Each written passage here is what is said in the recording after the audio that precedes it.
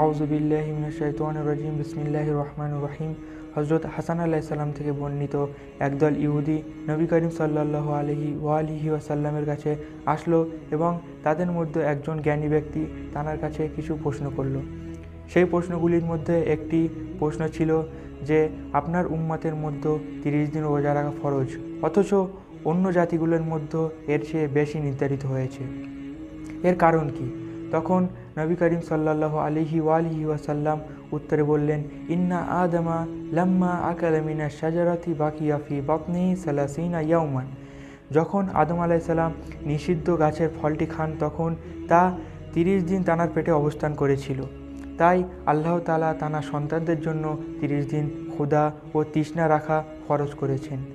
আর তারা যে রাতে খাবারটি গ্রহণ করে তা আল্লাহর পক্ষ থেকে অনুগ্রহ, এবং সেই জন্য এই বিধান আদম আলাইহিস সালামের জন্য ছিল, তাই আমার উম্মতের জন্য এই বিধানটি নির্ধারিত করা হয়েছে। এরপর নবী করিম সাল্লাল্লাহু আলাইহি ওয়াসাল্লাম সূরা বাকরা আয়াত নম্বর 183 এবং 84 তেলাওয়াত করলেন এবং বললেন, ইয়া আইয়ুহাল্লাযীনা আমানু কুতিবা আলাইকুমুস সিয়ামু কামা কুতিবা আলাল্লাযীনা মিন ক্বাবলিকুম লাআল্লাকুম তাত্তাকুনা আইয়ামান মাদুদাত। হে যারা ঈমান এনেছো, তোমাদের জন্য রোজা ফরজ করা হয়েছে যেমন ফরজ করা হয়েছিল তোমাদের পূর্ববর্তীদের জন্য, যাতে তোমরা তাকওয়া অর্জন করতে পারো নির্দিষ্ট কয়েকটি দিন। তখন সেই ইহুদি ব্যক্তি বলল, সদাক্তা ইয়া মুহাম্মদ, হে মুহাম্মদ, আপনি সত্য বলেছেন। তাহলে যারা রোজা রাখবে এবং রোজা পালন করবে তাদের জন্য কি প্রতিদান?